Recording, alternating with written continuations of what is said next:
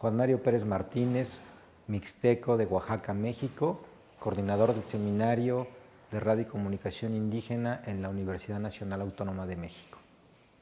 Juan, hay una noticia que recorre el mundo y tiene un número, 43. ¿Qué significa? Pues es una funesta noticia que representa la cantidad de estudiantes normalistas desaparecidos de la Normal Isidro Burgos de Ayotzinapa, Guerrero. Estudiantes que fueron capturados por la policía y entregados a manos del crimen organizado, quienes asesinaron a 6 estudiantes. Uno de ellos fue desollado del rostro y vaciadas las cuencas de los ojos, en un claro mensaje de sembrar horror, un mensaje horripilante en contra de la organización social, evidentemente, y sobre todo una represión selectiva por parte de las autoridades que están coludidas con el crimen organizado en el departamento de Guerrero, en México. ¿Y este mensaje de dónde viene? Pues es difícil especular. Lo que sí podemos mencionar a raíz de los hechos vistos es que esta situación fue una situación en donde los estudiantes que buscaban recursos y buscaban buses para trasladarse a la Ciudad de México y participar en la marcha conmemorativa de otra masacre, de la masacre del 2 de octubre de 1968, en donde el ejército mexicano masacró estudiantes nuevamente, pero en la Ciudad de México, fueron reprimidos brutalmente, fueron entregados al crimen organizado por las autoridades y fueron entregados en calidad de miembros, se dice en una versión, del cartel opositor al cartel de los Guerreros Unidos.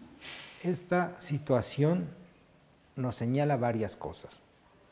En primer lugar, desde luego, y la evidente, es la colusión entre autoridades y crimen organizado, pero también que el crimen organizado ya ha llegado a los ámbitos de la administración pública. ¿Qué quiero decir con esto? El alcalde de Iguala, el autor, el que dio la orden, el autor intelectual, se maneja también como uno de los principales operadores del cártel de Guerreros Unidos.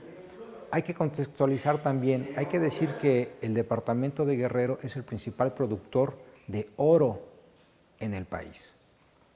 Este ingreso de minero alcanzaría para que los habitantes de Guerrero tuvieran un ingreso per cápita similar al de Suiza o al de los habitantes de Noruega o de Suecia. Sin embargo, no es así. También hay que mencionar que el departamento de Guerrero es el principal productor de amapola en el país.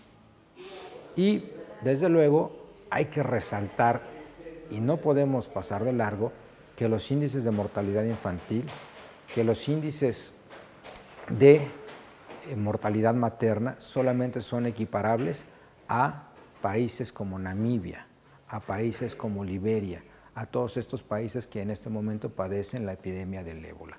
Ese es el contexto social de la Normal Isidro Burgos de Ayotzinapa, Guerrero. La transformación en la política pública de la economía del país, a partir de 1994, con la firma de un tratado de libre comercio, el NAFTA, con Canadá y Estados Unidos, con la apertura de fronteras al libre mercado, con la desincorporación de las empresas del Estado, ¿sí? Y con todo un panorama en donde se adopta una política económica y una política social neoliberal, en donde se empieza a seguir las indicaciones del Banco Mundial, ¿sí? Y en donde sobre todo se hace a un lado a la población más marginada. En 20 años ha incrementado los niveles de pobreza del país. 50 millones de mexicanos viven en pobreza. ¿Sí? Lo que quiero decir con esto es que Ayotzinapa, Guerrero, es la gota que derrama el vaso, la punta del iceberg, porque desafortunadamente las matanzas de jóvenes están a la orden del día en México. Tan solo 2 meses antes, 22 muchachos fueron asesinados en manos del ejército. ¿Sí? La matanza de migrantes, el crimen organizado en sus modalidades de tráfico de estupefacientes, tráfico de personas, lavado de dinero o tráfico de armas, por mencionar solamente 4, es una constante. ¿Y esto qué nos indica? El modelo económico del país y el modelo político del país están colapsados. Los partidos políticos en este momento se encuentran completamente desacreditados. La sociedad civil ha decidido tomar y salir a las calles motivada por los estudiantes, no solamente en la Ciudad de México o en la zona del conflicto, sino a nivel nacional, y manifestar la inconformidad. El grito de justicia por Ayotzinapa va acompañado de una frase que desafortunadamente el Procurador General de Justicia pronuncia después de la conferencia de prensa, y él dice: ya me cansé, ¿no? Y entonces el significado que le damos a la frase, a una frase de un servidor público que dice que ya estoy harto, ya me cansé de que estén preguntando siempre lo mismo, es: yo también ya me cansé de la corrupción, de la clase política, ya me cansé de la colusión de la administración pública con el crimen organizado, ya me cansé de la indiferencia, ya me cansé de que no se realice justicia, de que no haya un castigo, ya me cansé de la impunidad. La clase política está siendo rebasada y el establishment, los medios de comunicación al servicio del Estado, ¿sí?, tampoco están teniendo éxito en desmontar toda esta movilización social. Es importante hacer un llamado a todos los medios de comunicación para que contribuyan difundiendo, ¿sí?, toda información posible relacionada a Ayotzinapa, porque en México se está criminalizando la protesta como una forma de deslegitimizar y como el preámbulo a la represión. Esto es importante señalarlo. ¿Qué objeto tiene asesinar a la juventud? La juventud está simbólicamente asesinada. ¿Qué quiero decir con esto? No hay expectativas de desarrollo. Los espacios de educación se están cerrando cada vez más. A los jóvenes únicamente les queda o escoger el camino del sicariato, ¿sí?, o escoger la migración hacia los Estados Unidos, o engrosar las redes del crimen organizado. Si quieren escapar de una vida que los condena a un estado de lumpens, ¿verdad? Entonces, simbólicamente, la sociedad pareciera que se olvidó de sus infantes y de sus jóvenes.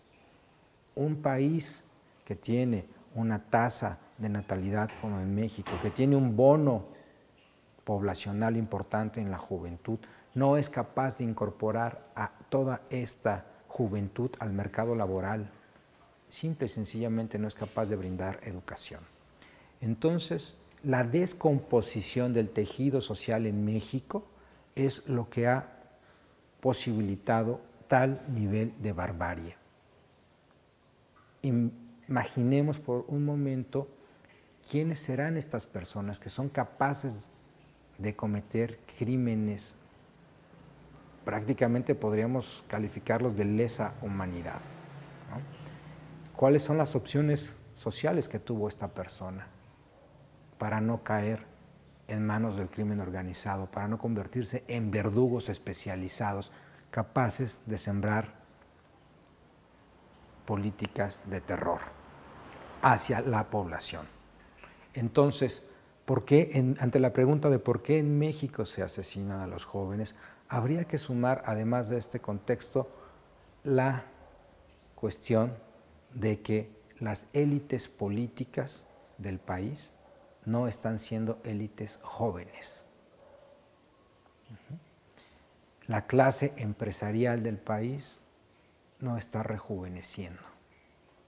Los espacios de participación política, los espacios de participación económica están cooptados por una minoría.